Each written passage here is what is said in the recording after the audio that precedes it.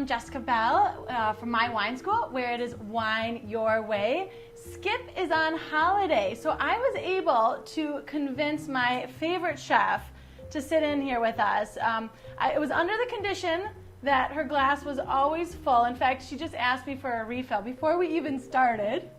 Can you hear her laughing in the background? She's having a good time already. And she actually also happens to be my sister. So everyone say hello to the lovely Karen Bell. Karen, you want to say hi? Hello, everyone. I think you're going to talk louder than that.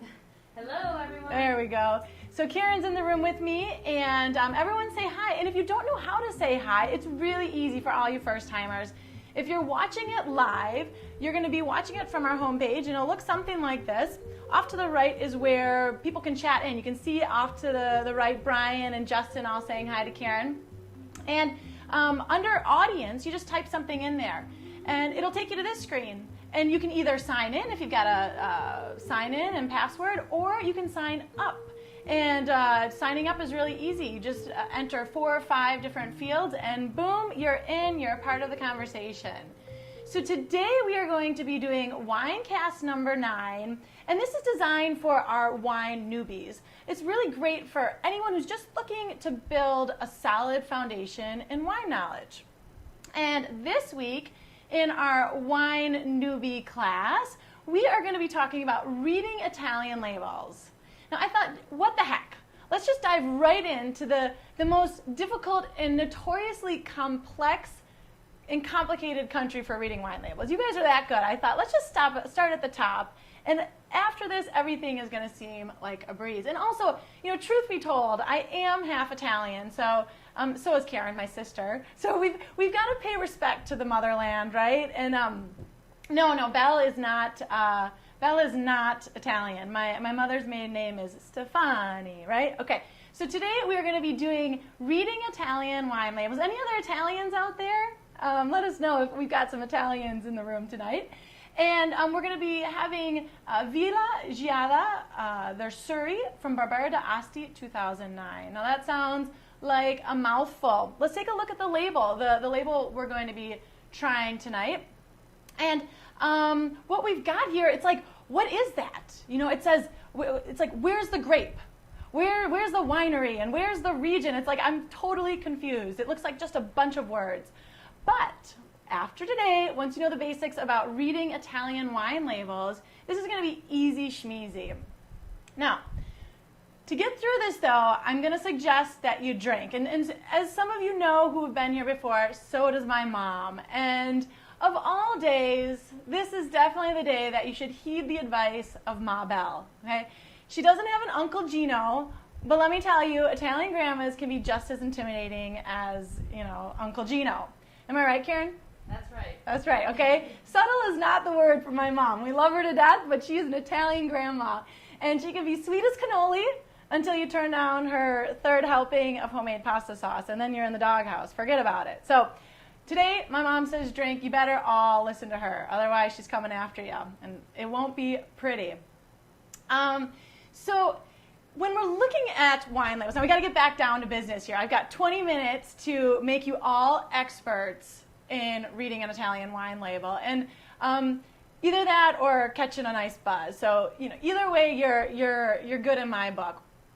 But what we first want to do to understanding wine labels is you want to locate these following phrases. Okay, you're looking at this and saying, what? Jess, you told us this was wine newbie. Now, just stick with me here. Hold on. I'm going to make it easy for you. Now, you don't have to pronounce those. You can if you want. It's fun. You guys can all laugh at my horrible Italian accent. I know we've got some Italian speakers in the crowd tonight. Say ciao if you can speak Italian. And but you know what? We're American, and we're going to have an accent, and there's nothing wrong with it. So you don't have to pronounce it if you don't want to, and you don't even have to know exactly what it means. But these are long phrases that are the foundation, the basis for understanding Italian wine. And if you want to know Italian wine, then you better start taking note of these 3. If not, then you can focus on our other goal tonight, which is catching that buzz, okay? So, but if you want to know Italian wine, start looking at these. Now, another thing you can do is look at those acronyms at the end of them. Denominazione di origine controllata, okay, cue laughing from all the Italians out there. That acronym is DOC, and then you have DOCG under that, and then IGT. So they usually don't show up as an acronym, but the acronyms will help you locate them. And what these are, the definition, so what are these, right? It's like, keep talking about them, but what are they? They are defined regions, so they actually have borders where the laws govern what grapes and styles can actually be produced within that region. So you're saying, okay, that still doesn't help me much in terms of when I look at a label. Well, let's look at a label. I'm going to prove you wrong. I think you guys do know how to do this.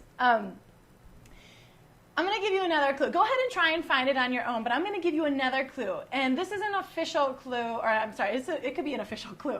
It's not an official tip, but it's something I've noticed as I've looked at a lot of Italian wine labels, is those words at the top, so the DOC, DOCG, IGT, are usually the smallest font on the label. Now, it's either the smallest font or it's one of the lines with the smallest fonts.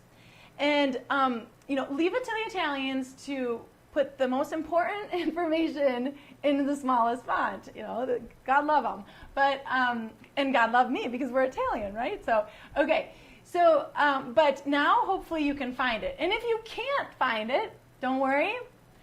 I got a big green arrow for you. Now hopefully you can find it. Now if you can't find it, then I'm worried. Then I'm worried you're working too hard on catching that buzz and not enough on paying attention here. So what you've got down there is denominazione di origine decontrollata e garantita. Okay, DOCG. You all found it. Now, next thing we're going to do is, before we go further in how you read Italian wine labels, is to do our first wine IQ. And our wine IQs are wine interactive questions that are meant to get you involved with us, to make this more of a conversation. So we're going to test what I just told you here. Which of the following acronyms does not indicate a specific and controlled Italian wine region? Is it A, DOC, B, DOB, C, DOCG, or D, IGT? So I see some answers coming in. Go ahead and let us know what you think. And while you do that, let me just tell you a little bit more about these regions, this classification system. Like I said before, they're specific geographic areas, and they're controlled by laws. And in America, we look at this and think, well, how rigid, why don't we just let the market decide what grapes and what styles should be made? And that's what we do in America. We allow the market to tell us. So we don't really understand it sometimes, but let me tell you, this system is not all bad. There are some benefits to it. First is, this system was conceived when there were problems with fraud. And so this system helps to be a guarantee of authenticity. So that helped reduce fraud, but let me tell you, there's still not plenty, I don't want to give the Italians too bad of a name, but there's still fraud going on in Italy. Go ahead, Google fraud wine scandal, and you'll see plenty of things out there. But it is a guarantee of authenticity. It comes from the region that's on the label.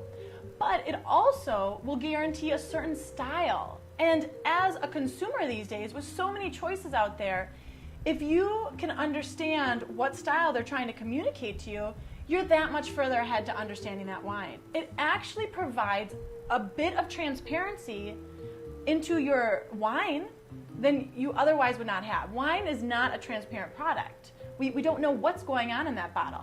But if you understand what they're telling you, you actually get a whole lot more transparency in your purchases. So what are we seeing? Are we seeing all B's? I think I see all B's. You guys rock, right, Karen? All B's? Lots of B's. All right. You guys rock. DOB is not the specific and controlled Italian wine region.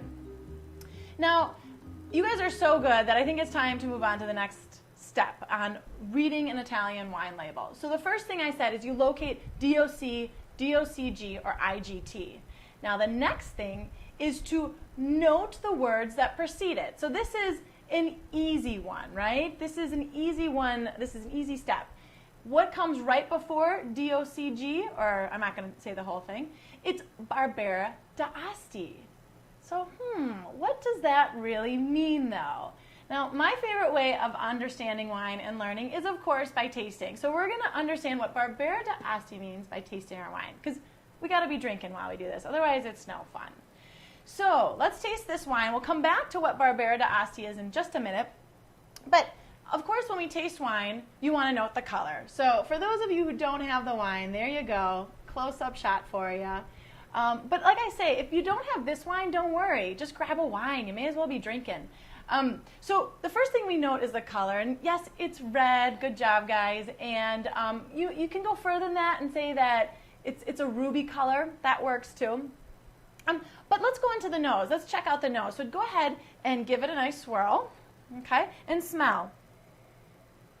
And tell me what you think. This is where wine IQ number 2 comes into play. What do you smell? And we tell people, keep it simple. Fruit, earth, spice, other, whatever. You start simple and then you get more specific. Now while you're smelling and telling me what you guys smell, remember that if you feel a little lost at this point, you're saying, this ruby thing, this fruit, earth, spice, I don't know what she's talking about.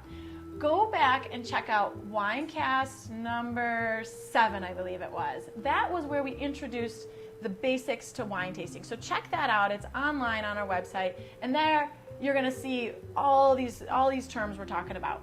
We all want to speak the same language. So on this wine, I get a lot of really great perfume on it, and it's got a really nice nose. And like I said, you start simple, and I'm seeing spice. I'm seeing all of the above: fruit, earth, spice. Brian said pencil lead too. I see, I think it's Tim. I was kind of following the chat roll before. I think Tim mentioned spice and alcohol, so we're getting a little bit of alcohol in the nose. Good. Okay, so you're getting a lot of spice. Yeah, I did too. I got, like Brian, I got a little bit of everything. I got fruit, and I thought, okay, what kind of fruit? I got a lot of cherry. And then I actually wanted to go more specific. I was like, it's not just cherry. It's like a sweet tart cherry. It was kind of a tart cherry, a sour cherry.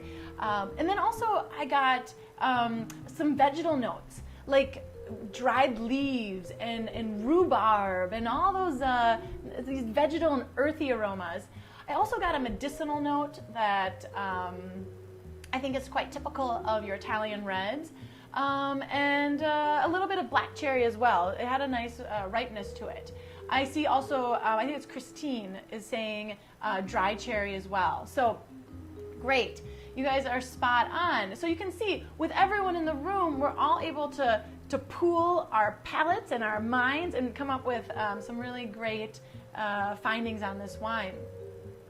So now, why did we take the time to smell this wine? What's the point of it? Well, these are all very typical aromas of Barbera. That's, that rings a bell, right? Or should I say rings a Stefani, right? I'm a bell, rings a bell, haha. Okay. My sister, I tell her, she's always my cheese factor. She always tells me when it's like way too cheesy, and I get this all the time, right? Okay. She's the cool one, I'm the dorky one, okay? So here, let's go back to the label and talk about the Barbera d'Asti. So I just mentioned to you that Barbera is a grape, right? So now you know the grape is actually on this label here. And but now what's all this d'Asti talk? So Barbera is the grape and d'Asti. Well, here's a really good tip in reading wine labels. Whenever you see that de with apostrophe, so D apostrophe, or it could come in the form of DI, or it can come in the form of DELLA, and you have two things on the sides of those D words, it's telling you something. For instance, Barbera d'Asti is telling you Barbera grape from the Asti region. Or you have, let's see, Vino Nobile di Montepulciano, okay? So it's telling you it's a certain style of wine from Montepulciano.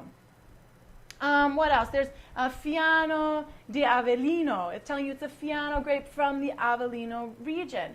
So that's a really easy tip to remember. If you see that D or de or della, it's telling you something. It's telling you usually grape or style from a specific region. Now let's get back to tasting the wine. Last week we talked a lot about tannin, acid, body, even sweetness on the wine. I want you guys to choose any of those. You can choose sweetness, acid, body, tannin. You can choose them all if you want, and tell us what you think about this wine. Use the terminology. You can use whatever terminology you want, but you can also use the terminology we used last week. So go ahead and give it a try. And as you do that, drink, drink, drink. As you do that, this wine is so good. Karen and I were talking about how much we like this wine. This wine, I think, would make a fantastic Thanksgiving wine. It's got all that earthy notes, but lots of like high acid. Oops, I'm giving away all the answer. High acid fruit. Okay, so I just gave away one of the answers, guys. Yeah, here comes in all the acid answers. Okay, so while you're doing that, I'm gonna zip the lip and not give away all the answers, and just show you a couple of more things on this label. I'm gonna show you exactly everything this label is telling you. There at the top with the green arrow, you see Andrea. Let's see if I can get this right. Faccio. Andrea Faccio. That's actually the winemaker. That's the name of the winemaker. Just under that, you're going to see Azienda Agricola. Whenever you see Azienda, it's just telling you it's a business. I think it comes from the word hacienda, which is Spanish. And Agricola is telling you that it is a farming business. So the farming business is called Villa Giada. And Villa Giada actually owns several different plots of land. And this particular wine is called Suri. So Andrea Faccio from Villa Giada makes a lot of wines. This one is called Suri, and that's where we see in the middle of the label, Suri. So now you guys can read this label and know everything they're trying to tell you. And you can see now you have more transparency. You understand more about your wine because you can read it. So let's see what kind of tasting notes we're getting on this Barbera Asti, so Barbera from the Asti region. So I'm just going to tell you it's dry. That's a fairly easy one. How about body? What are people saying on body? I see medium body, Christine. Perfect. Yep, that's what I got too, a medium body. Tannin. My mom is kicking in with the low. I love that. I love it when people get the tannin. It's just like I just feel like I've like broken through a wall of knowledge. So you like that, Christine? So low tannin, you're right. You don't get that scratchy feeling on your mouth at all. It's real, just soft. It rolls right over your mouth, and that's the lack of tannin. And then I saved the best for last. It's acid. So Christine is mentioning high acid. Brian O'Keefe is mentioning medium plus acid. You guys are spot on. This has a higher acid, and it's very typical of Barbera to be on the higher side, which makes it such a fantastic food wine. So let's talk a little bit about this little grape while I give you a little bit more information about it. And it's actually not quite such a little grape. This is the second most planted grape in Italy. Second most planted red grape in Italy. As a result, if you want to know Italian reds, this is a good place to start. This is a very well planted grape. Not only that, but they call this grape the grape of the people. This is one people have on their dinner tables all the time, especially in the north where it's grown. So it's grown in a region called Piedmont, or in Italian it'd be Piemonte, and that actually literally means at the foot of the mountains, and it's at the foot of the Alps. So it makes sense, right? All the Italians in the north are making a lot of sense up there. And Barberas can either be very simple like this one. It's fruity, it's got some vegetal, but there's no oak on it. It's real easy drinking, juicy. Barberas are very juicy. That's how I describe this wine too. Or on the other end of the spectrum, there are Barberas that are big and oaky and just very complex wines. Like I said, this one is more of the simple one. And these I just put a smile on my face. You know, this is about anywhere from I think $10 to $12. This is, like I said before, a fantastic Thanksgiving wine. It's different. It'll have the acid to go with all that food you've got, and just lots of complexity going on. And Karen, what would you pair with this one? What? Well, I'm loving this wine. I think it's very versatile. So because of the high acid, I think you could pair it with a lot of tomato-based pastas or pizzas even, or some foods from the area. But I think you could also pair it with lamb or grilled meats. Okay, so in case you didn't hear that, Karen was saying lots of tomato-based sauces, and that's because you've got the high acid, in the wine, and tomatoes are naturally high in acid. And then also some grilled meat. So you mentioned lamb. Yeah, definitely. All that fruit will really play on that salty, savory notes in your meats. See, this is, Karen is bringing it to the table, literally, with those food pairings. Fantastic. Okay, so how about you guys? You guys tell me what you'd pair with this wine. I'd love to hear what you'd have to pair. And as you're doing that also, I want to know what you think about the wine. We like to end the wine tasting with, what are you going to do with this wine? What does it mean to you? And while you guys are telling me that, you're telling me what you pair with it and what you think about the wine. Let me just tell you a couple things, because we are starting to run out of time, is that any unanswered questions in the chat roll are answered in our blog. It's called MWS Decants, which is on the homepage. If you just scroll down just a bit, you'll see I've actually created a space for it already. It'll say Winecast number 8, and you can go there. There also is where you'll find the quiz. If you're, you enjoy a little bit of punishment after all this, you can go and take a very short quiz by Brian O'Keefe, a contributor for My Wine School, and great questions. And the winner, the person who scores the highest, gets a sent in the mail just in time for the holidays, the Vineyard Fresh. So something in it for you. And then finally, if you're watching tonight and you're like, God, I wish I had that wine. I wish I was tasting with that. You can, okay? One thing you could do is under the live screen, I actually have a magic bottle button, I'll call it. And unfortunately, no, I can't dispense wine from it. But if you do press it, it'll connect you with some local retailers. And if you can't find your local retailer, we're working on it. But also, just grab the type of wine. So next week we're doing Spanish labels, and we're actually going to do Mencia from Bierzo. So just grab a Mencia from Bierzo. It doesn't have to be the one that I've got listed there. So now let's see what people are saying. I see, aged cheddar is tasting good with it right now. I agree. That high acid in the wine with the aged cheddar is going to be fantastic, and the fruit in the wine and the cheddar. Tim is saying, buy it, stock it, ribeye. All right, yeah, you guys are making me hungry. Lots of buy it. And Christine's saying, too much acid. It needs food. Great point, Christine. Italian wines tend to have a lot of acid in them. And so we don't call them patio pounders, right? Because you sometimes need some food with it to really have it show its best. So I think, Christine, you made a great point. And of course, my husband just chimed in with my daughter, who's at my in-laws. Minnie said spice is the answer. Spice is the answer for all of the questions. If you go onto my Facebook, you'll see what we're talking about. My 18-month-old daughter is a pro wine taster. I swear, it didn't have anything to do with it. It's in her DNA. I agree with you guys. And it's not right or wrong answers, but I would buy it. I think at this price, it's fantastic. It is unique. It's showing well. And I'll tell you, this is actually last night. I opened it last night, used a little Vineyard Fresh, and it's showing beautifully today. So I would definitely buy it again. So guys, I'm right about at the end here. Thanks so much for tuning in today. Stick around. We're going to be taking this wine and comparing it to a Southern Italian red, comparing what Italian reds taste like. And we're going to have a lot of fun at 7 o'clock. So thanks for joining us. I'm Jessica Bell from My Wine School, where it is wine your way.